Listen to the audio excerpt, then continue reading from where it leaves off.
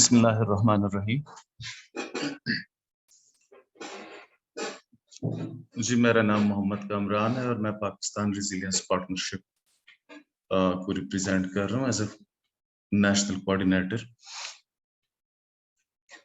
हमारे जितने भी शुरुका हैं, मैं तमाम शुरुका को पाकिस्तान रेजिलियंस पार्टनरशिप और नेशनल ह्यूमैनिटेरियन नेटवर्क की तरफ से इस इम्पोर्टेंट वेबिनार में वेलकम करता हूँ। इस सेशन को फॉर्मली ओपन करने से पहले मैं तमाम कुलीग से रिक्वेस्ट कर लूंगा कि वो काइंडली अपनी माइक्स को म्यूट पे रखें ताकि सेशन के दौरान कोई डिस्टरबेंस या कोई डिस्टॉर्शन ना हो। अगर आप लोगों का कोई सवाल हो प्रेजेंटेशन के दौरान तो काइंडली वो अपने साथ नोट कर लें, और फिर उसके बाद प्रेजेंटेशन के बाद जो हमारी क्वेश्चन आंसर्स का एक सेशन चलता है तो उस दौरान आप पूछ सकते हैं। इसके अलावा आप अपना सवाल चैट बॉक्स में भी लिख सकते हैं। अच्छा जी, हमारे आज के इस वेबिनार का टॉपिक है linking development with recovery initiatives. तो इस इम्पोर्टेंट सेशन को कंडक्ट करने के लिए हमने दावत दी है मुहतरमा उज़मा शाहिदा साहिबा को उज़मा शाहिद साहिबा को, जो कि एक बेहतरीन ट्रेनर और डिजास्टर मैनेजमेंट प्रैक्टिशनर है और तकरीबन पिछले 2 दहाइयों से ह्यूमैनिटेरियन सेक्टर में काम कर रही हैं। आजकल मिस उज़मा साहिबा पाकिस्तान गर्ल गाइड्स एसोसिएशन में बतौर डायरेक्टर ट्रेनिंग काम कर रही हैं और अपने खिदमत सर अंजाम दे रही हैं। तो इसके साथ ही मैं फॉर्मली हैंड ओवर करता हूँ मिस उज़मा को कि वो अपना प्रेजेंटेशन काइंडली जो है शुरू कर लें। उज़मा प्लीज। अस्सलाम वालेकुम जी। वालेकुम सलाम। चलें, थैंक यू। इसका मतलब मेरी आवाज जो है वो सुनी जा रही है। थैंक यू कामरान और थैंक यू NHN जो मुझे अपॉर्चुनिटी दी। ये एक बड़ा खासा टॉपिक है जिसमें हम मोस्टली जो है क्या कहते हैं ना, कुछ अरसे बाद भूल जाते हैं कि हमने लिंकेजेस कैसे डेवलप करने हैं। तो एक तो वेलकम टू ऑल पार्टिसिपेंट और हम इसको स्टार्ट करते हैं।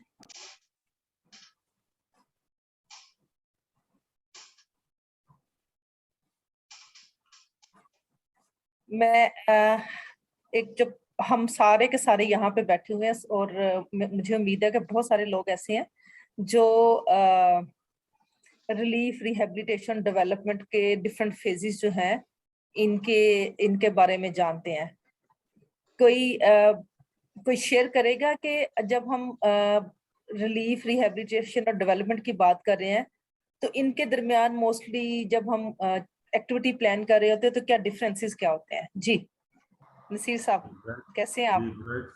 जी खैर खैरियत है मैडम, आप ठीक हैं? ब्राइट जी स्टार जी डेवलपमेंट जी बलूचिस्तान जी से बात कर रहा हूँ। तो देखिए मतलब जो है रिलीफ तो ऐसा एक्टिविटीज हैं जिस ये जो है ना हमारा जो फर्स्ट रिस्पांस होता है हमारा, क्योंकि जी मतलब जी फर्स्ट रिस्पॉन्डर तो मतलब लोकल NGOs या कम्युनिटी खुद भी जो है ना सबसे बड़ी फर्स्ट जो है ना जो है वो रिस्पांस कर रही होती है। रिलीफ मतलब वो फर्स्ट हमारी एक्टिविटीज हैं जो बिल्कुल जो है ना किसी भी डिजास्टर के आने के बाद हम स्टार्ट कर देते हैं। मतलब खुद भी हम अपनी मतलब हेल्प के मुताबिक भी करते हैं, अपनी जो इस्तिताअत है उसके मुताबिक, और कुछ डोनर्स को भी हम इन्वॉल्व करते हैं। मिसाल के तौर पर NFIs वगैरह फूड वगैरह दे रहे होते हैं रिलीफ की, तो ये एक्टिविटी इनिशियल जो होती है ना। उसके जी बाद जी फिर रिहेबिलिटेशन का जो है मरहला आता है कि उसमें जो जैसे अर्ली रिकवरी है, मिसाल के तौर पे उनकी वाश की और फैसिलिटीज हैं, इस तरह जो है कोई इमरजेंसी कोई जो है बाद में कुछ शेल्टर वगैरह देना है, इस तरह की जो है ना उनकी जो रिहेबिलिटेशन का यही मकसद है कि हम उनकी चीजें जो है वो जो मतलब फौरी उनकी जरूरियात के बाद हम कर रहे होते हैं। मतलब उसका पीरियड जो है ना वो मतलब 5-6 महीने या 1 साल हो सकता है कि हम रिहेबिलिटेशन फेज में होते हैं। उसके बाद फिर जो है डेवलपमेंट का फेज आता है, उसमें फिर हम लॉन्ग टर्म जो है सोचते हैं कि हम किस तरह जो है लोगों को इस सिचुएशन से निकाल सकें ताकि वो परमानेंट अपने जो डिजास्टर से जो भी पहले थे वो उनकी तरफ हम उसको ले जाते हैं। तो ये 3 फेजेज हैं, हर फेज का अपना अपना एक जो है ना पीरियड होता है, काम होता है। Thank you ji, thank you Naseer साहब, आपने बड़ा इन डिटेल बताया जी। इसी तरह जब हम बात करते हैं कि रिलीफ और रिकवरी जो है और रिहेबिलिटेशन जो है, इनका आपस में लिंक है। हम अगर इस सारे प्रोसेस के अंदर एक कॉन्सेप्ट है लिंकेजेस डेवलप करना रिलीफ, रिकवरी एंड डेवलपमेंट के। अब रिलीफ, रिकवरी और डेवलपमेंट के अंदर जब हम की बात करेंगे, ये कॉन्सेप्ट कोई नया नहीं है। एक्चुअली जब बहुत सारे हम अगर देखें तो रिस्पॉन्सेस चलते आए और 1980s के अंदर फूड क्राइसिस पैदा हुआ अफ्रीका के अंदर। एक बहुत बड़ा क्या कहते हैं ना रिस्पॉन्स चल रहा था। तो उसमें फिर ये देखा गया कि एकेडमिया को जो थे ना प्रैक्टिशनर्स, उन्होंने बहुत डिटेल एनालिसिस किया और गैप आइडेंटिफाई किया कि एक बहुत बड़ा क्राइसिस जो है वो फूड का पैदा हो गया है, क्योंकि शायद वो चीजें जो हैं वो सारी एक दूसरे के साथ इंटरलिंक नहीं कर पाए थे। तो वहां पर एक कॉन्सेप्ट नजर आया जहां पे बात की कि ये LRDD जो है वो एक हमें होलिस्टिक अप्रोच के साथ जाना है। इसको शॉर्ट टर्म रिलीफ से मेजर किया जाता है और इसका लॉन्गर टर्म डेवलपमेंट प्रोग्राम के साथ इसको लिंक अप किया जाता है और कोशिश की जाती है इसके अंदर रिकवरी सिनर्जी पैदा की जाए और मोर सस्टेनेबल जो रिस्पॉन्स होता है क्राइसिस सिचुएशन में, उसकी तरफ जाया जाए। इससे बहुत सारे लोग जो हैं वो इमरजेंसी रिस्पॉन्स के प्रिंसिपल्स के बारे में तो जानते हैं।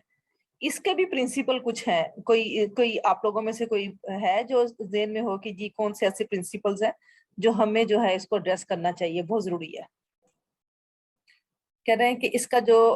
बेसिक प्रिंसिपल्स हैं वो ये हैं कि गुड ह्यूमैनिटेरियन डोनरशिप हो सके, हम जो है बेहतर तरीके से फंड्स जो हैं उसको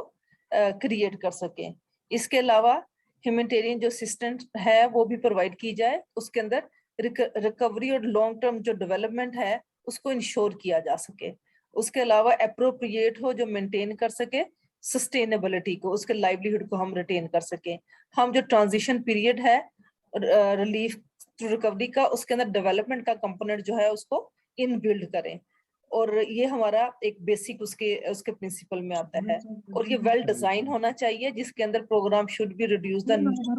नीड्स ऑफ द रिलीफ। वो रिलीफ की नीड की बजाय डेवलपमेंट एक्टिविटीज जो है वो इनकलकेट होनी चाहिए। उसके अंदर कॉन्फ्लिक्ट प्रिवेंशन है, रिस्क रिडक्शन है, और जो प्रिपेयर्डनेस का कंपोनेंट है और अर्ली वार्निंग सिस्टम जो है वो इन बिल्ड होने चाहिए। तो अगर हम बेसिक प्रिंसिपल की बात करें तो इसके अंदर 3 चीजों की बात हो रही है। अच्छा जी, अगर आप लोग अपने माइक बंद कर लेंगे तो मेरे लिए आसानी हो जाएगी। प्लीज प्लीज अपने माइक बंद कीजिएगा।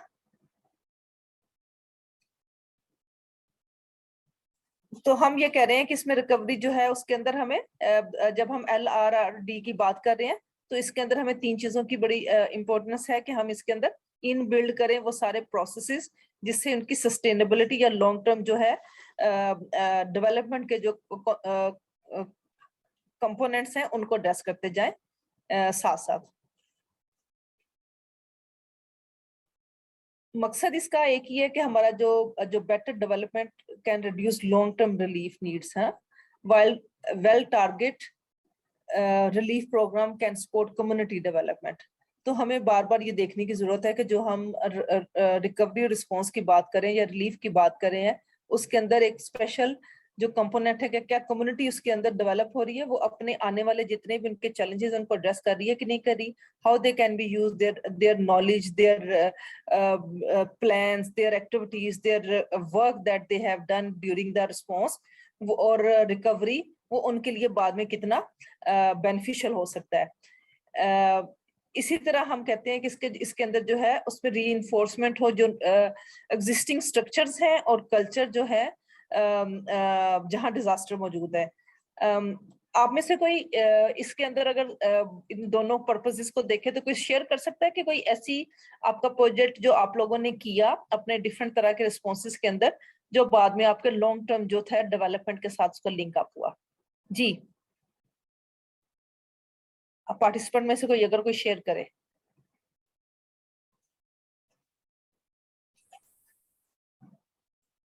देखिए इसमें तो मैं नसीर बात कर रहा हूँ, हमने काफी इसमें प्रोजेक्ट्स किए हैं बलूचिस्तान में जो है, जी जिनका इम्पैक्ट जो है मतलब वो लॉन्ग टर्म हुआ। जैसे हमने जो है ना मतलब यहाँ पे हमने शेल्टर हमने बनाए थे, तो जी वो शेल्टर हमने कोई 2000 हमने शेल्टर यहाँ पे बनाए थे, नसीराबाद, जाफराबाद और सोबतपुर में जी जो है ना। तो उसमें हमने देखा कि वो जो शेल्टर्स हैं अभी तक भी मतलब 8-10 साल हो गए हैं, उनको लोग as a permanent shelter use कर रहे हैं। एक तो ये यस था, वेरी फिर गुड दूसरा जो है हमने कुछ हमने उसके बाद जो है ना CBDRM की हमने प्रोजेक्ट चलाए, community based disaster risk management पे। जी उस जी पे फिर हमने जो है ना एक तो कम्युनिटीज को हमने वहां पे ट्रेनिंग दी, जो हमारे VDMCs थे, विलेज जी जी डिजास्टर मैनेजमेंट कमेटीज और union council disaster management committees हमने वहां पे हमने फॉर्म किए। फिर इमरजेंसी रिस्पांस टीम्स हमने वहां पे फॉर्म हमने किए यूनियन काउंसिल और विलेज लेवल पे। उसके बाद जो दूसरा जो आपका वो था कि उसमें हमने इंफ्रास्ट्रक्चर पे भी हमने काम किया, जो उनके फ्लड प्रोटेक्शन बंद थे, उनके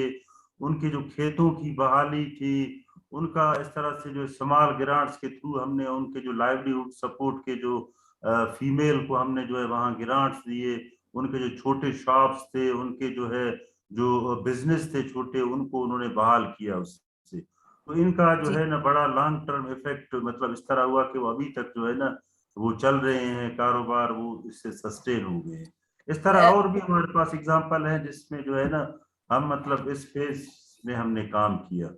जी नसीर साहब, मैं इसी से बहुत अच्छा आपने शेयरिंग की। आपने देखा होगा जो इस तरह का प्रोजेक्ट होते हैं या इस तरह की जब आप रिकवरी के फेज के अंदर जाके इस तरह के प्रपोजल डेवलप करते हैं तो आपको डोनर जो है वो जल्दी फंड करता है, ऐसा ही है कि नहीं? जी जी बिल्कुल, मतलब वो पिछले प्रोजेक्ट की कंटिन्यूएशन होती है ना, जी तो जी, वो और आने देखते वाले हैं कि टाइम के पीछे लिए जो है आने वो वाले टाइम एक की इन्वेस्टमेंट इससे होती लिंक है। होता है, जो आपने पहले लिंकिंग वाली बात की है ना, जी जी जी बिल्कुल इसी तरह होता है कि वो लिंक। फॉर एग्जांपल हमने जो है ना कंसर्न वर्ल्ड वाइड के साथ हमने 5-6 प्रोजेक्ट्स हमने इमरजेंसी रिस्पांस पे किए ना। तो जी उसके जी बाद फिर हमारा ये अर्ली रिकवरी के हमने जो है लाइवलीहुड सपोर्ट के हमने बड़े बड़े प्रोजेक्ट मतलब जिसका ड्यूरेशन 1.5 साल साल मतलब 12 मंथ का था। उस पे फिर हमने लॉन्ग टर्म में हमने उनकी जो है ना जो नीड्स थी उसको हमने फिलफुल करने की कोशिश की, वहां पे पूरा करने की। तो इस तरह जैसे मतलब मुख्तलिफ जो है जो मार्जिनलाइज्ड ग्रुप है या जो वल्नरेबल ग्रुप है, उनके साथ हमने जैसे मतलब मेल और फीमेल सबको मिला के हमने जो है ना उनकी जरूरत के मुताबिक हमने काम किया विद इन जी मतलब अवेलेबल जो रिसोर्सेज थे हमारे पास। जी थैंक यू। जी कोई और शेयर करना चाहेगा या आगे चलें? चले ये देखें, अभी अगर हम देखें तो हमारा जो सारे का सारा कॉन्सेप्ट है, इसके अंदर बहुत सारी जगहों पे हमारे पास गाइडलाइन भी मौजूद है, बहुत सारे अदारे भी हमारे साथ काम कर रहे होते हैं। अगर देखें तो जो ह्यूमैनिटेरियन कोऑर्डिनेटर्स हैं वो भी इस काम पे कर रहे होते हैं कि किसी तरीके से हमारा ये जो एक एक लिंक डेवलप हो जहाँ पे हम रिस्पॉन्स, अर्ली रिकवरी, रिकवरी और फिर हम उसके बाद जो है वो रिहेबिलिटेशन डेवलपमेंट का जो कॉन्सेप्ट हम उसके साथ चल रहे होते हैं। इसी तरह हमारे पास जो इंटर एजेंसी स्टैंडिंग कमेटीज हैं उनके अंदर भी ये सारी चीजें बार बार इन्फोर्स की जा रही होती हैं। इसी तरह अगर हम देखें तो हमारे पास अर्ली रिकवरी स्ट्रेटेजी पे जो फ्रेमवर्क है वो भी इस बात की को बार बार रीइंफोर्स कर रहा होता है कि हमें जो है रिकवरी और डेवलपमेंट के कॉन्सेप्ट को साथ साथ लेके चलना है, ताकि हम आने वाले टाइम के अंदर वो जिसकी जो चीजें हम पहले उस तरह फोरकास्ट नहीं कर सके, हमने उस तरीके से हमने रिस्क आइडेंटिफाई नहीं किए, तो वो उन रिस्क को भी सामने रखते हुए हम लॉन्ग टर्म डेवलपमेंट की तरफ जाएं, ताकि बार बार वो जो कम्युनिटी है या बार बार वो जो इलाका है वो उस डिजास्टर से लोगों की जो मिजरीज है वो कम हो, वो अफेक्टिव जितना अफेक्ट जो है उसका उसको मिनिमाइज किया जाए, उसको कम किया जा सके। इसी तरीके से जब हम हमारे पास flash appeal and consolidation appeals आती हैं उसके अंदर भी इसी चीज की बात की जा रही होती है कि किस तरीके से आपका इसका लिंक डेवलप हो रहा है आपका रिस्पॉन्स का और देन फिर आपका रिकवरी एंड डेवलपमेंट का। इसी तरह जो जो पूल रिसोर्सेज आते हैं, फंड्स आते हैं, उसके अंदर भी अगर सीआरएफ की बात करें तो सीआरएफ की बात करें तो उसके अंदर भी इसकी गाइडलाइन जो है वो लैदा से मौजूद होती हैं। तो हमें ये समझना बहुत जरूरी है, हमारी अंडरस्टैंडिंग बहुत होनी जरूरी है कि हमने कैसे इनको ये एक डिफरेंट चीजें नहीं है, the link with one things to the others, ताकि हमारा, और जब हम लिंक डेवलप करके अपने काम को करते हैं उस वक्त हमारे पास हम उनको ज्यादा अच्छे तरीके से रिस्पॉन्स कर रहे होते हैं। देखें जी, जैसे अभी नसीर साहब ने बात की थी कि जब हमारा रिलीफ होता है तो हम बेसिक नीड्स की तरफ जाते हैं, जहाँ पे हमें फूड है, हमारा शेल्टर है, बेसिक हेल्थ फैसिलिटीज हैं, केयर है, कोई NFI है, कोई प्रिवेंटिव जो हेल्थ केयर की मेजर्स हैं उनकी तरफ जा रहे होते हैं। इसी तरह जब हम रिहेबिलिटेशन की तरफ जा रहे होते हैं तो फूड सिक्योरिटी की तरफ जाते हैं, ताकि और उसी के अंदर हमारे पास ताकि नॉर्मल लाइफ जो है उसको हम प्रमोट कर सकें। उसी तरीके से हमारी शेल्टर और हेल्थ का काम है, लेकिन हमारे पास हम उसके साथ साथ देखें तो हम कुछ ना कुछ इस तरह सोच रहे होते हैं कि ये लॉन्गर टर्म जो है प्लानिंग की तरफ इसको लिंक अप किया जाए और इसके साथ साथ लॉबी की जाए, पार्टनरशिप की जाए, पीपल ओरिएंटेड हो, कम्युनिटी की पार्टिसिपेशन हो, तो वो फिर एक डेवलपमेंट के कंपोनेंट के साथ उसको लिया जाता है और उसको कोशिश की जाती है कि जो प्रायोरिटीज गवर्नमेंट ने रखी हैं उनके साथ इसका लिंक अप भी डेवलप कर सके। ये कॉन्सेप्ट जो है इसको इवॉल्व होते हुए अगर हम इसकी बात करें, थोड़ा सा इसकी हिस्ट्री की तरफ जाएं, तो ये लीनियर क्वांटम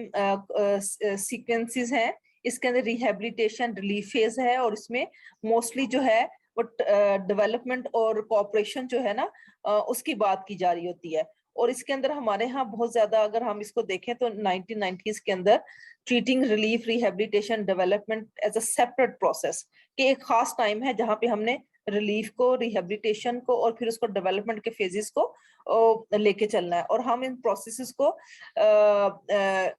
लेकिन जहां फिर कम्प्लेक्सिटी आ गई, आपने देखा होगा 2010 का फ्लड था, उसके अलावा हमारा 2005 का अर्थक्वेक था, इनके अंदर फिर हमने देखा कि इसमें कम्प्लेक्सिटी ज्यादा थी। वहां पे फिर ये शायद एक तो डिजास्टर का क्या कहते हैं ना इंस्टेंसिटी बहुत ज्यादा थी, ज्योग्राफिक वो भी बहुत ज्यादा थे और वो उस तरीके से उसने वो किया, तो फिर एक डिफाइन जो है वो करना मुश्किल हो गया था अलग-अलग कि ये हमारी ये रिस्पॉन्स है, यहाँ पे हमारे यहाँ रिलीफ आ गया, ये रिकवरी है और फिर डेवलपमेंट है, तो ये ओवरलैपिंग की तरफ भी गए थे।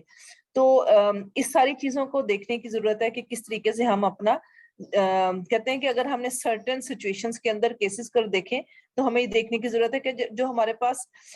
डिफरेंट तरह के क्वांटम अप्रोच आती हैं जिसके अंदर हम कोशिश करते हैं कि हम डिफरेंट सिनेरियोज के अंदर जो एक दूसरे को कम्प्लीमेंट्री कर सके। और ये क्वांटम जो है अप्रोच जो है वो क्लियर कट जो है डिसाइड करती है कि कैसे ये हमारा रिलीफ का, ये रिकवरी का और ये डेवलपमेंट का कंपोनेंट है, और जो एक्टिविटीज हैं वो क्लियर कट जो है डिफाइन कर रही होती हैं और उसके अंदर ये एक दूसरे को स्ट्रेंथन और सिनर्जी भी क्रिएट कर रही होती हैं। आप देखें जब इसको बार बार लेके चले तो 2000 के अंदर ये देखा गया कि जब 1990s की बात की तो शायद सिक्योरिटी जो थी उसको इतना ज्यादा कंसीडर नहीं किया, लेकिन जब हम 2000 में देखें तो उसमें सिक्योरिटी पॉलिसी जो है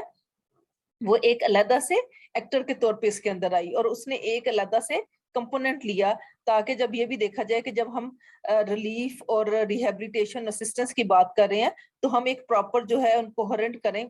इसके अंदर कायम करें security development and humanitarian assistance, जहाँ पे स्टाफ भी सिक्योर हो, जहाँ पे हमारे यहाँ और डिफरेंट तरह के इसके कंपोनेंट जो है उनके एड्रेस करने की बात की गई है। इसी तरह सेक्रेटरी जनरल 1995 के अंदर उसने कहा कि emergency relief and development should not B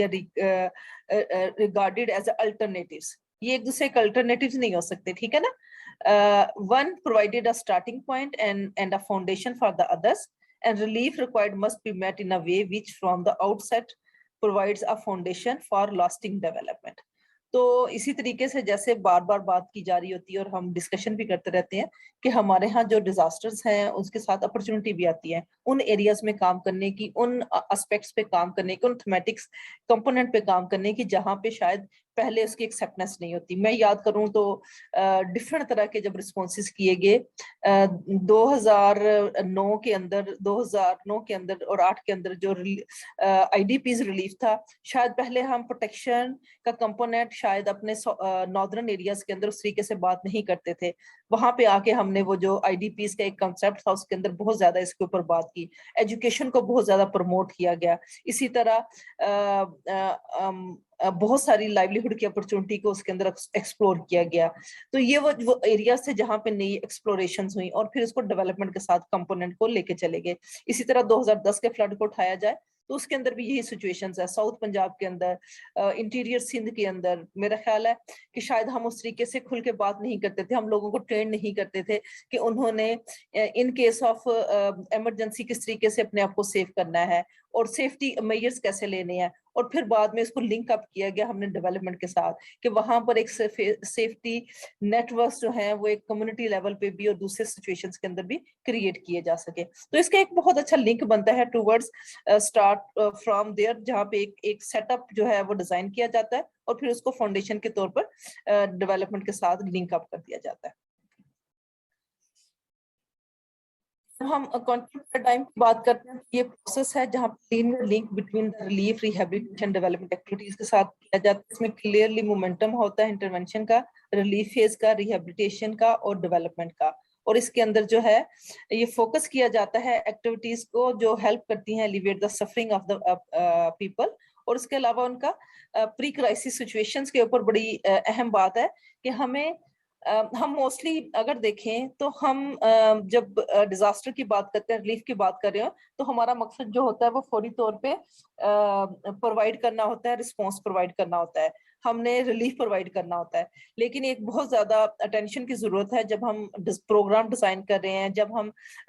strategy को डिजाइन कर रहे हैं, कि हम ये देखें कि प्री क्राइसिस सिचुएशंस क्या थी, उन सिचुएशंस के साथ हम कैसे चीजों को लिंक अप करें जब ये नॉर्मलाइज होंगी, जब दोबारा से चीजें अपनी जगह पे जाएंगी, और उनसे रिलेटेड चीजें जो है, उससे रिलेटेड एक्टिविटीज, उससे रिलेटेड जो डेवलपमेंट एजेंडास है उसको इसके अंदर शामिल किया जा सके।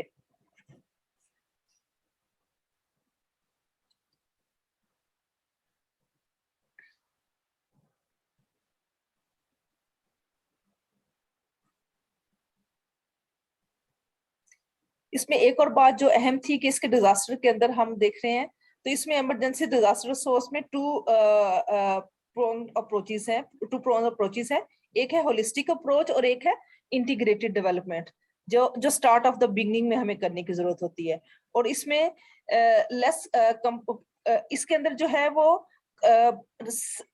कंपार्टलाइज जो है ना, अलग से नहीं किया जाता है। तो वो इसके अंदर अगर देखें तो ये एक इसका चैलेंज जरूर है। इसके अंदर इंटरवेंशन जो है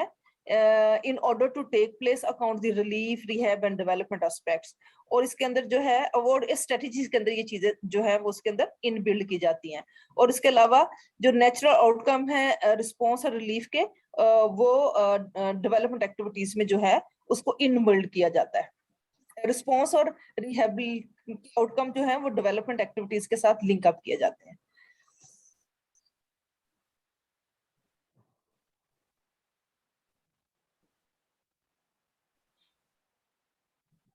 हम पीछे बात कर रहे थे कि क्या ये एक नया एजेंडा है या पुराना ही है। अगर हम देखें तो इसको हम सब इसके ऊपर काम कर रहे होते हैं। हमें बीइंग ऑर्गेनाइजेशन, बीइंग क्या कहते हैं, रिस्पांस ऑर्गेनाइजेशन, हम ये देख रहे होते हैं, recovery organisation, even that disaster risk reduction के हवाले से, इम्प्लीमेंटेशन के हवाले से, कि हम जितना भी हमारा लॉन्ग टर्म जो भी हम बात कर रहे हैं, तो हम रेजिलियंस की बात कर रहे हैं, हम प्रोटेक्शन की बात करते हैं। हम कहते हैं कि कॉम्प्लेक्स इमरजेंसी के अंदर जो क्रोनिक वल्नरेबिलिटी वो हाई हो जाती है। अब जब हम इन सारी चीजों को देखते हैं तो हम कहते हैं कि ये वाली जो अप्रोच है ये बहुत ज्यादा इसको एक तकवीयत देती है, जहां पे हम रेजिलियंस जो है उसको उसकी डिस्कशन की तरफ जाते हैं। आप देखें तो पहले हम सब बहुत ज्यादा बात करते थे कि हमारी जो है वो रिस्क रिडक्शन की बात करें, अब ये बात करें कि रेजिलियंस की बात करें। हम ये देखें कि कितने रेजिलियंट हैं, किस तरीके से हमारे जो है एक्शंस जो है, या हमारा जो टास्क है, जो हमारी एक्टिविटीज हैं, जो हमारी इनपुट हैं, वो कितने टूवर्ड्स जो है वो रेजिलियंस की तरफ जाते हैं। हम कैसे उन्हें इस बात के लिए तैयार करते हैं कि अगर किसी किस्म का भी डिजास्टर आता है तो वो मिनिमाइज कर सके, रिस्क को मिनिमाइज कर सके जो उसके इफेक्ट्स हैं। इसी तरह जब ग्लोबल हमारे पास और इमरजेंसीज की बात होती है, उसके अंदर प्रोटेक्शन को भी एक खास कंपोनेंट के तौर पे लेके जा रहे हैं। और जहां पे हमने बात की कि पहले रिकवरीज के अंदर डिफरेंट तरह के इसके पिलर्स की बात थी, फिर एक अहम कंपोनेंट आया 2000 के अंदर, वो था रिस्क जो था कि आप उनको प्रोटेक्ट कर सके।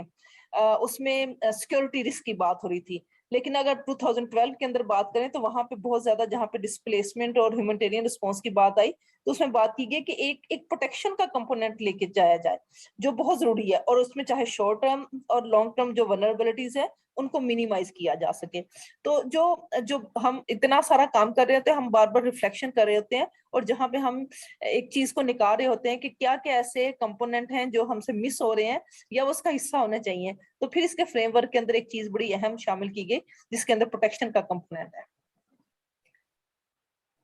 तो इस तरह जो इंटरनेशनल कम्युनिटी थी वो शिफ्ट हुई रेजिलियंस की तरफ, कॉन्फ्लिक्ट प्रिवेंशन की तरफ, और उसके साथ साथ उन्होंने एड डिपेंडेंसी जो थी वो रिड्यूस की, पॉसिबिलिटी ऑफ फ्रैजिलिटी एंड कॉन्फ्लिक्ट जो है उसकी बात की कि इसके ऊपर जो है इसको रिड्यूस किया जा सके। इसके अलावा इंटरनेशनल कम्युनिटी जो है वो रिकॉग्नाइज करती है कि हमारे जो response humanitarian and development actor हैं वो कोऑर्डिनेट कर सके बेटर वे से और बहुत अच्छे तरीके से एफिशिएंटली काम कर सकें। इस सारे के अंदर जो फंडिंग मैकेनिज्म है वो क्रिएट किया गया कि जितना प्रपोजल जो है या जितने प्रोजेक्ट जो हैं ये वेल इंटीग्रेटेड प्रोग्राम होगा जो रिलीफ, रिकवरी और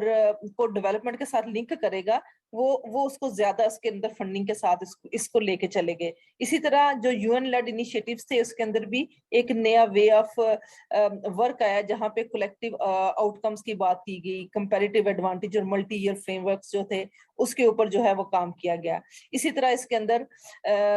जो पीस था वो एक थर्ड पिलर के तौर पर उसको ऐड किया गया, और इसका लॉन्ग टर्म सस्टेनेबिलिटी और इम्पैक्ट जो था डेवलपमेंट असिस्टेंस का उसको देखा गया। इसके साथ साथ इसके अंदर जो बात की जाए इस फ्रेमवर्क के अंदर, ये सिंगल प्रोग्राम और इनकम्पसेस ऑफ ऑल चेंजेस नहीं है, ये सिर्फ बेटर कलेक्टिव बिटवीन एक्टर्स हैं, कम्प्लीमेंट्री एंड कोहेरेंट रिस्पॉन्सेज हैं, प्रिवेंट और चेंज इन फाइनेंसिंग मैकेनिज्म्स हैं। तो इसका असल मकसद ये है कि हम बेहतरीन तरीके से लोगों को उनकी वनरेबिलिटी से, उनकी क्या कहते हैं सिचुएशन से निकाल सकें ताकि वो बेहतर तरीके से अपनी जिंदगी जो है वो उसको आगे लेके जा सके। अगर हम देखें तो इसके अंदर जो इंटरेस्ट आ रहे हैं वो रेजिलियंस आ रहा है, कोऑर्डिनेशन की बात हो रही है, क्रॉस लर्निंग की बात की जा रही है कि किसी तरीके से हम कोऑर्डिनेशन क्रॉस लर्निंग की तरफ जाएं, कितना हम मैक्सिमम जो है इनके अंदर चीजों को कर सकते हैं। हम एक्सचेंज इंफॉर्मेशन की बात करें, हम opinion between humanitarian development services की बात करें, और इसके अंदर जो रेजिलियंस प्रोग्राम और प्रोजेक्ट्स है हम उसको उसके अंदर लेके चलें। आप देखें तो एक ये पूरा एक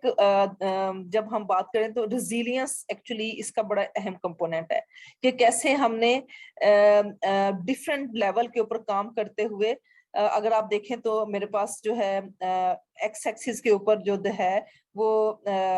टाइप ऑफ रिस्पॉन्सेज की बात कर रहे हैं, और अगर हम वाई एक्सिस लें तो इसमें intensity of the shocks, stress impact की बात कर रहे हैं। और हम ये कह रहे हैं कि जब हम लॉन्ग टर्म की बात करें और हम उसके अंदर हम एड्रेस करें स्ट्रक्चरल कॉज ऑफ वनरेबिलिटी, हम फोकस हों, हम रिड्यूस कर सके वनरेबिलिटी को, और जो हमारा रिलीफ है वो डेवलपमेंट क्वांटम के अंदर जो है वो जाए ताकि हम बेहतर तरीके से लोगों को एक लॉन्ग टर्म हेल्प कर सके। और जो बहुत ज्यादा फंडिंग जो है वो कह रहे थे कि जी रिस्पांस के अंदर चले जाती है, रिकवरी के अंदर चले जाती है, तो बहुत सारे डोनर एजेंसीज ने इस बात पे भी एक क्वेश्चन मार्क करना शुरू कर दिया था कि किस तरीके से इसको डेवलपमेंट लिंक के साथ लेके जाया जाए ताकि इसकी फंडिंग को मैक्सिमाइज कर सके उन इलाकों के अंदर जो ज्यादा वनरेबल है।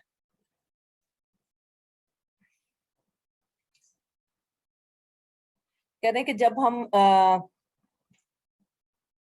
जब हम कोई भी स्ट्रेटेजी डेवलप कर रहे हैं डेवलपमेंट के लिए, प्रोग्राम डेवलपमेंट के लिए, तो ये प्रपोज क्वेश्चंस जरूर करें जब आप इसके ऊपर काम कर रहे हैं। आप ये देखें कि जब हमारी specific strategy and do program imply to link humanitarian development interventions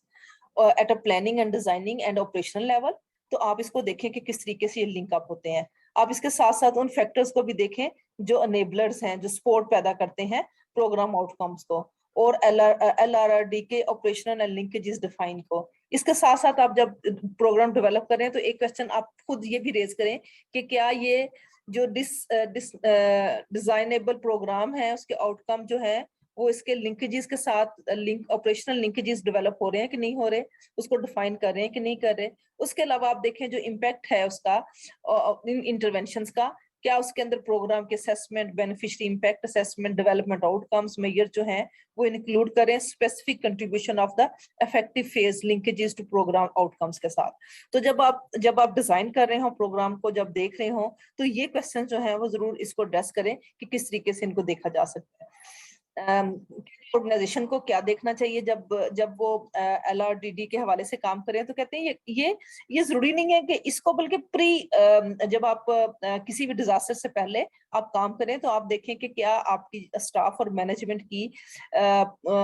LRDD के ऊपर क्या कहते हैं culture at a both pre crisis movement and the post crisis movement, क्या दोनों चीजों पे आपका स्टाफ जो है इसके ऊपर कैपेसिटी बिल्ड है कि नहीं है, they know, they understand these things. उसके अलावा क्या आप इंटीग्रल जो पर्सपेक्टिव है उसके अंदर आपने अपने स्टाफ की कैपेसिटी को बिल्ड किया है कि नहीं किया। आप जानते हैं कि DRR जो एक्टिविटीज हैं वो शेयर होनी चाहिए with the regular development staff के साथ, स्पेशली विद द फील्ड, ताकि वो उन चीजों के ऊपर रिफ्लेक्ट भी कर सके और लिंकेजेस डेवलप कर सकें। इसके अलावा क्या ये नेटवर्किंग के साथ, डिफरेंट नेटवर्क के साथ काम कर रहे हैं। इस तरह के जो इश्यूज हैं जिसके अंदर हम लॉन्ग टर्म डेवलपमेंट की बात करें, उसके अंदर डिजास्टर को भी हम एड्रेस कर रहे हैं और रिलीफ की एक्टिविटीज के साथ लॉन्ग टर्म डेवलपमेंट कर रहे हैं, तो क्या हम कुछ इस तरह के नेटवर्क के साथ जुड़े हुए हैं कि नहीं जुड़े हैं, क्या वहां पे ये रिफ्लेक्शंस हो रहा है कि नहीं हो रहा, क्या हम गुड प्रैक्टिसेस को शेयर कर रहे हैं कि नहीं शेयर कर रहे, ये भी बहुत जरूरी है। तो हमें हम उन नेटवर्क का हिस्सा बनना चाहिए जहां पर ये चीजें सिस्टमेटिकली रिफ्लेक्शंस हो रही हो। उसके अलावा हमारा जो प्रोग्राम है उसके अंदर risk prevailing around the faced in a past, तो हमें देखने की जरूरत है कि जो हमारा प्रोग्राम है इसमें हमने जो पास्ट के अंदर जो रिस्क थे प्रिवेल कर रहे थे, क्या हम उसको देख रहे हैं कि नहीं देख रहे, उसके अंदर क्या कर रहे हैं, क्या हम जब हम इस सारे को देखें तो हम डोनर के साथ इस लॉबी को भी लेके चलें कि जो हमारा रिस्पॉन्स है, जो हमारी रिकवरी है, और डेवलपमेंट के साथ इसका प्रॉपर लिंकअप डेवलप है। और हमारे जो पार्टनर्स हैं, फंडिंग पार्टनर्स हैं, उनको भी अंडरस्टैंडिंग होना बहुत जरूरी है कि वो भी इस चीज को जान सके। किसी भी चीज को लेकर चले तो इसके अंदर कुछ कंक्लूजन्स तो नहीं हो सकते, लेकिन हम ये जरूर कह सकते हैं कि disaster and development is a vital connection है। इसमें अपॉर्चुनिटी है डिबेट करने की कि इसकी इम्प्लीकेशंस क्या होंगी। हम लार्ज पार्ट डिबेट जो है not be with in the development itself, many of things we have written and said before, but they cannot be said often enough. तो इसके लिए हमें और ज्यादा जो है डिबेट करने की जरूरत है, इस पे डिस्कशन करने की जरूरत है, हमें इस पे एक कल्चर डेवलप करने की जरूरत है। हम जो है प्रिपेयरनेस की बात कर रहे थे, जो कि डेवलपमेंट और डिजास्टर मिटिगेशन और prevention would follow, he had to start, you had to start with what you possible, other changes would ensure, क्या वो ठीक है नहीं है, उसके लिए क्या किया जा सकता है। in spirit of, maybe because of the international day, because disaster reduction is still at the stage of tying the deck chairs on the Titanic है, क्या ये इसके अंदर हम इसको एक्सप्लोर कर सके कि नहीं कर सके। Past systems and practices which were in cause of vulnerability are still with us, क्या हम इसके अंदर हमने क्या चीज नहीं की है, क्या हम उसको उसी के साथ चल रहे हैं, क्या हम मोर प्रिंसियस एंड पावरफुल हैं उस पीस के हवाले, प्लेस के हवाले से, हमने लोगों को still being put at a risk तो नहीं किया हुआ, क्या हम रिलीफ और डिजास्टर सिस्टम और प्रिपेयरनेस और मिटिगेशन और डिजास्टर रिडक्शन और वल्नरेबिलिटी की को एक्सपोनेंशियली इंक्रीज कर रहे हैं या उसके अंदर हम डिक्रीज कर रहे हैं। ये बहुत जरूरी है। पिछले दिनों हम एक ट्रेनिंग करवा रहे थे, उसके अंदर बार बार जो चीजें बार बार आ रही थी CHS के अंदर, वो ये आ रही थी कि डिजास्टर को हम कहते हैं जी ये नेचुरल डिजास्टर और ये मैन मेड डिजास्टर है। एक्चुअली सारे डिजास्टर मैन मेड ही हैं, क्योंकि हमने नेचर के साथ जो है वो हमने उसकी केयर नहीं की, हमने उसको बर्बाद किया, और वो हमारे ही डिफरेंट तरह की एक्शन की वजह से फिर वो डिजास्टर्स आते हैं जिसको हम कहते हैं जी ये तो नेचुरल डिजास्टर्स हैं। आई थिंक सो हमें ये देखने की जरूरत है, बैठ के सोचने की जरूरत है कि हम जो एक्शंस कर रहे हैं उसके अंदर हम जो डेवलपमेंट के भी कंपोनेंट कर रहे हैं, जो हम डिफरेंट तरह के क्या कहते हैं ना चीजों के इंट्रोडक्शंस भी करवा रहे हैं, एक नई टेक्नोलॉजी को भी यूज कर रहे हैं, क्या हम उसमें मेस तो नहीं कर रहे, क्या हमने उसके साथ मिलकर एक नए डिजास्टर को तो क्रिएट नहीं कर रहे। तो हमें देखने की जरूरत है और बार बार इस पे ऊपर सोचने की जरूरत है, रिफ्लेक्शन करने की जरूरत है कि हम इन चीजों को कैसे लेके चले। आप लोगों का क्वेश्चंस या सवाल किसी का या कमेंट्स या कोई शेयरिंग? जी thank you miss Uzma. I will request participants, अगर आपका कोई क्वेश्चन है तो प्लीज रेज हैंड कर लें, क्योंकि अगर मल्टीपल लोगों के क्वेश्चंस हो एक साथ तो फिर हम लोग वन बाय वन जो है वो आपको अलाउ करेंगे क्वेश्चन करने का। चैट बॉक्स में भी आप लिख सकते हैं, चैट बॉक्स के थ्रू भी हम मॉनिटर कर रहे हैं। तो floor is open for questions.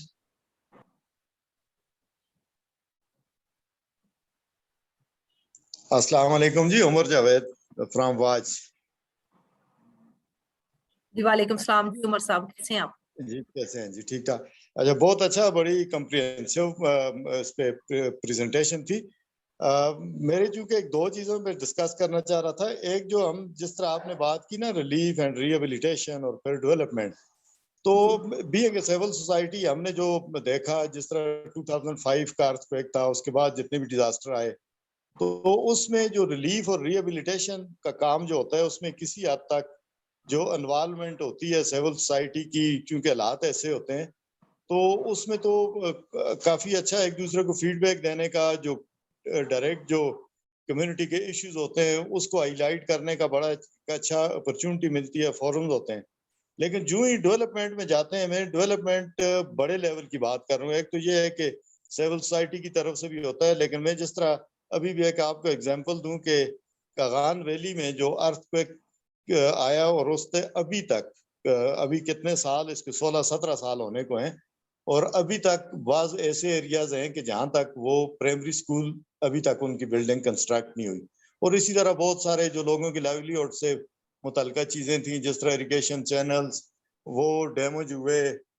जो फार्म टू मार्केट जो लिंक रोड थे वो, जिसकी वजह से उनकी एग्रीकल्चर जो थोड़ी बहुत थी उस पर बड़ा असर पड़ा। तो मेरा कहने का मकसद ये था कि चूंकि बहुत अच्छा इनिशिएटिव है,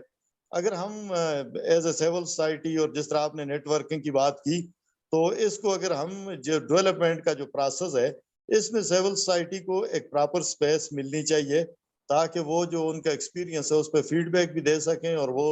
लोकल एरिया में होने के नाते वहाँ की जो डेवलपमेंट हो रही है उस पर उनका टाइम टू टाइम फीडबैक आना चाहिए, ताकि जो काम प्लान हो रहा है वो प्रॉपर तरीके से वहाँ पर इम्प्लीमेंट हो सके। तो मैं ये समझ रहा था कि इसमें इस चीज को भी अगर हम फ्यूचर के लिए इसको अगर रखें तो ये काफी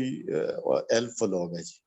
जी जी, बहुत अच्छी सजेशन है आपकी, और इसमें कोई दूसरी राय नहीं है। हमारे यहाँ बहुत सारे चीजों में जब उसको एक छोटे लेवल का डिजास्टर कह देते हैं या छोटे लेवल की इमरजेंसी की बात करते हैं, तो शायद चीजों को उस एंगल से नहीं देखा जाता है कि हम इसको कैसे इसको ज्यादा बेहतर अंदाज में उसको एड्रेस कर सकें, ताकि वो लॉन्ग टर्म डेवलपमेंट के साथ उसका लिंक हो सके। तो यही बार बार बात, ना सिर्फ यहाँ पे आप ही लोग हैं जो इस सारे को एडवोकेसी करेंगे, इसी डिफरेंट प्लेटफॉर्म के ऊपर जब ये वाली बातें होंगी तो ऑटोमेटिकली कहीं ना कहीं हम कह रहे हैं ना, जो गवर्नमेंट है हम उसको अकाउंटेबल ठहराएंगे कि हमें उन चीजों के ऊपर भी देखने की जरूरत है जो एक किसी भी वजह से उस सिचुएशंस के अंदर या क्राइसिस के अंदर आया, और उसके बाद फिर हमने उसको किस तरीके से इग्नोर कर दिया। तो हमें लॉन्ग टर्म उसके डेवलपमेंट के बारे में सोचना, ताकि लोगों को रिलीफ मिल सके और वो अपने नेक्स्ट डेवलपमेंट की तरफ जा सके, ना कि वो वहीं पे खड़े रहें। तो ये बहुत जरूरी है, और ये बहुत शुक्रिया आपने ये किया, और मैं समझूंगी कि ये डिफरेंट प्लेटफॉर्म है जहाँ पे हम अपनी वॉइसेस जो है वो रेज कर रहे हैं towards to address these challenges as well.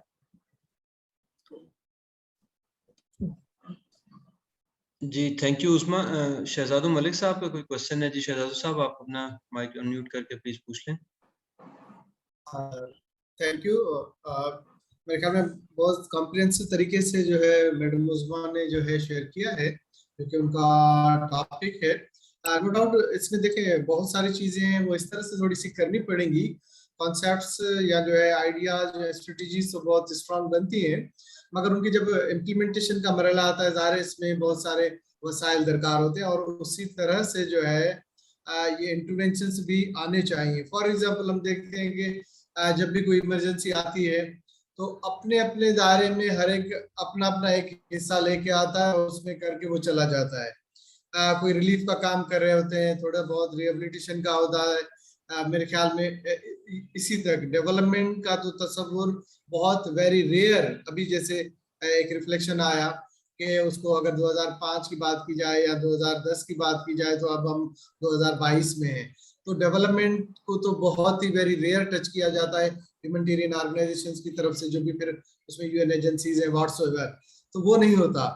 कि अगर हम देखें हमारे कॉन्टेक्स्ट में, अगर मैं मीरपुर खास में बैठा हूँ, तो अगर हमारे यहाँ 2 डिजास्टर्स आए, 2020 में भी आया, 2011 में भी आया, तो इसका एक मेन रीजन बना, यहाँ पर एक LBOD है जो कि पूरा पाकिस्तान से पानी ड्रेन होकर आता है, जो कि सी साइड जाता है। तो वो LBOD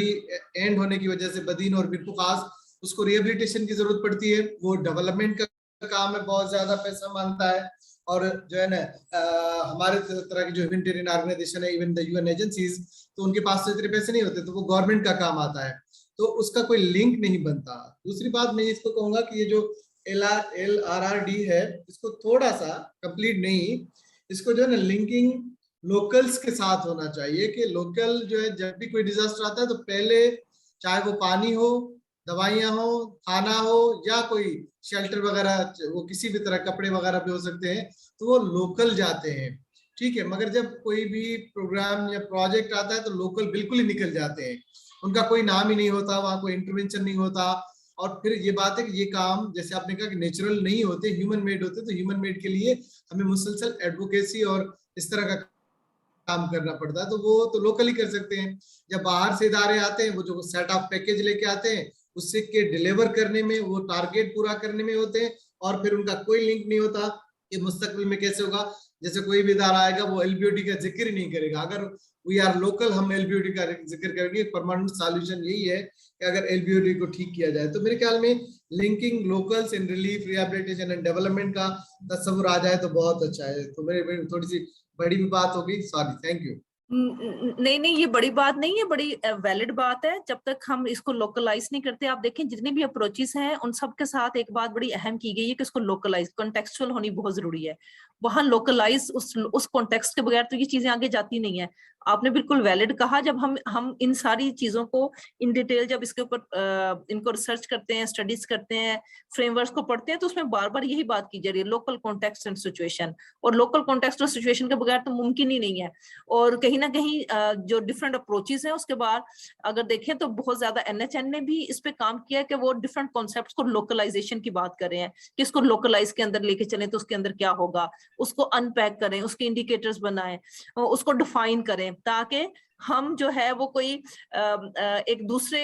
जगह पे बैठ के इन चीजों को डिजाइन ना करें और दूसरे जगह पे बैठ कॉन्टेक्स्ट में बैठ के ना करें, वहां की लोकल सिचुएशंस को एड्रेस करते हुए चीजों को अनपैक करें ताकि हम रिस्पॉन्स कर सकें।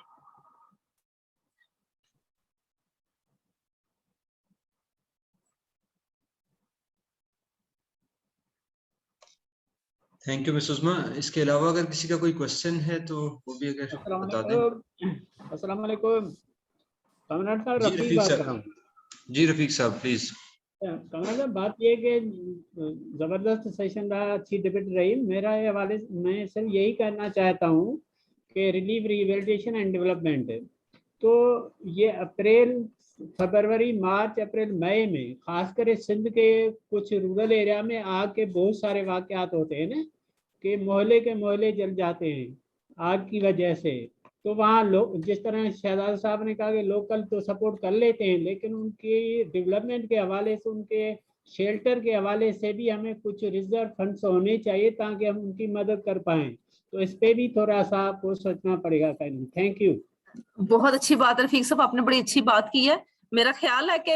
आप लोग बीइंग ऑर्गेनाइजेशंस, इंस्टीट्यूशन जो है ना, कुछ राइट अप भी दिया करें, सोशल मीडिया पे डाला करें, ताकि वो जो रिस्पॉन्सिबल हैं वो हिले, उनको पता चले कि ये लोगों के परमानेंट जो इश्यूज है, जब तक हम इनके लिए एक प्रॉपर प्रिवेंशन या प्रॉपर कोई इंटरवेंशन नहीं करेंगे डेवलपमेंट की, तो ये लोग बार बार इन चीजों से जो है वो अफेक्ट होते रहेंगे। तो बीइंग ऑर्गेनाइजेशन, मेरा ख्याल है कि हमारे पास सोशल मीडिया बहुत बड़ा टूल मौजूद है। हम लोगों को रिलीफ के लिए, लोगों की मिजरीज को कम करने के लिए इसको यूज करें और इस तरह के इश्यूज को डेवलपमेंट एजेंडा के साथ लिंक अप करें। क्योंकि अगर हम देखें तो जो SDGs हैं वो बार बार इस चीज की बात कर रहे हैं कि हम मिनिमाइज करें वल्नरेबिलिटीज को, और फिर हम जो है इस तरह के प्रपोजल्स गवर्नमेंट के साथ बैठ के डिजाइन करें, गवर्नमेंट को दें कि हमारे यहाँ इन तरह की चीजों के ऊपर बहुत ज्यादा वल्नरेबिलिटीज हैं हर साल आए साल हम इससे इफेक्ट होते हैं, तो हमें जरूरत है कि कुछ ऐसे परमानेंट जो है वो स्टेप्स लिए जाएं ताकि इस वाली जो वनरेबिलिटी इसको खत्म किया जाए या कम किया जा सके।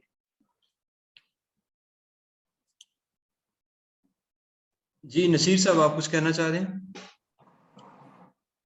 जी बस बड़ा अच्छा जो है सेशन था, मैडम का जो है बड़ा डिटेल के साथ बात भी हुई। बस थोड़ा सा उसको एक मेरा कमेंट था, जैसे शहजादो साहब ने भी बहुत अच्छे तरीके से ब्रीफ किया, जो रियल इश्यूज हैं उनको जो है ना टेकल किया है शहजादो साहब ने भी। मेरा इसमें सिर्फ ये है कि जिस तरह बात भी हो रही थी पीछे में कुछ स्लाइड्स में रिफ्लेक्शन थी जो है कि मतलब प्री डिजास्टर जो है प्रीपेडनेस के हवाले से मैं यहाँ पे मतलब जो ऑर्गेनाइजेशन के ऑर्गेनाइजेशनल लेवल की हद की मैं बात कर रहा हूँ कि हमारी जो है ना मतलब जैसे मतलब स्टाफ और वॉलंटियर्स की जो है ना हमारी प्रीपेडनेस होनी चाहिए,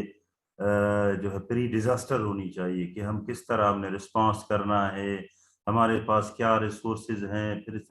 इस तरह उनकी ट्रेनिंग्स हैं या आपके पास नीड असेसमेंट के टूल्स हैं, और कम्युनिटी में जो आपके ग्रुप्स हैं, जो लिंकेजेस हैं, उनको भी थोड़ा सा हमें देखना पड़ेगा, उनको भी थोड़ा प्री डिजास्टर जो है ना वो उनको मोबिलाइज करना पड़ेगा हमें। दूसरा मैं यहाँ पे एक बात और करूंगा कि जो माशाल्लाह मतलब सारे ऑर्गेनाइजेशन जो लोकल जो है वो अच्छा काम कर रहे हैं पाकिस्तान में,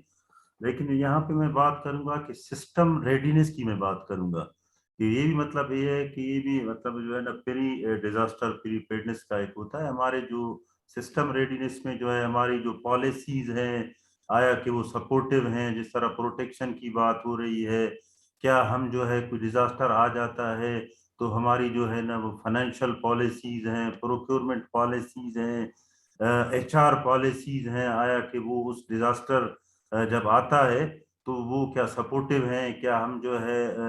प्रोक्योरमेंट हम जल्दी से कर सकते हैं, उसको रिस्पॉन्स कर सकते हैं, नहीं कर सकते हैं, इस तरह जो है हम जो है स्टाफ हायर किस तरह कर सकते हैं, मतलब वो पॉलिसीज जो हम सिस्टम रेडीनेस की बात करते हैं तो ये जो है ना उसकी बेहतरी की तरफ एक इकदाम है कि हमारे पास ये चीजें जो है ना प्री डिजास्टर जो है ना होनी चाहिए ताकि हम उस रिस्पांस को इन तीनों फेजेस को फिर हम बेहतर तरीके से हम कर सकते हैं, रिलीफ, रिहेबिलिटेशन और जो है डेवलपमेंट।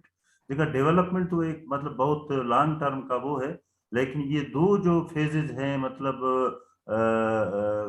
रिलीफ और रिहेबिलिटेशन जो अर्ली रिकवरी जो है ना ये बिल्कुल एक दूसरे के साथ लिंक है, क्योंकि यहाँ पे मसला आ जाता है रिसोर्सेज का। जैसे शहजादो साहब ने भी कहा कि कोई आता है, कोई बड़ी NGO या कोई INGO या UN वाले आते हैं, उनका प्रोजेक्ट होता है 2-3 महीने का, वो फूड तकसीम करके, फूड डिस्ट्रीब्यूट करके या कुछ शेल्टर वगैरह दे के वो तो चले जाते हैं, लेकिन बाद में उनका कोई ऐसा लॉन्ग टर्म एजेंडा नहीं होता है। तो उसके लिए जैसे हम लोकलाइजेशन की बात कर रहे हैं और NHN भी जो है इस पे काम कर रहा है, लोकलाइजेशन पे बहुत बेहतरीन काम कर रहा है, तो जब तक जो है लोकलाइजेशन को प्रमोट नहीं किया जाएगा तो ये चीजें बस हम लॉन्ग टर्म की तरफ नहीं जाएंगे।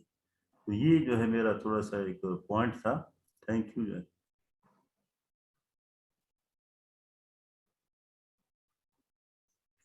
थैंक यू कामरान साहब, ओवर टू यू। जी बहुत शुक्रिया नसीर साहब। अच्छा, इन द मीनवाइल अगर किसी और का कोई क्वेश्चन है तो वो भी रेज कर सकते हैं। वैसे मैं आपको बताता चलूं कि इस वेबिनार की रिकॉर्डिंग और इसकी जो प्रेजेंटेशन है वो हम विद इन फ्यू डेज जो है वो अपने डिजिटल रिसोर्स सेंटर पे अपलोड कर देंगे, जहां से आप एक्सेस कर सकेंगे इसकी रिकॉर्डिंग को। और अगर किसी के साथ आप शेयर करना चाहें, किसी और को भी रिकमेंड करना चाहें तो वो भी कर सकते हैं, ताकि जितने ज़्यादा लोग इससे मुस्तफ़ीद हो सकें वो अच्छा है। और मेरे ख्याल से अगर किसी का कोई और क्वेश्चन नहीं है तो एंड हमारा टाइम भी जो है वो तकरीबन पूरा हो गया, तो I will first of all thanks miss Uzma, उनका बहुत शुक्रिया अदा करूंगा कि उन्होंने अपना टाइम निकाला और हमें ये फैसिलिटेट किया इस वेबिनार के लिए।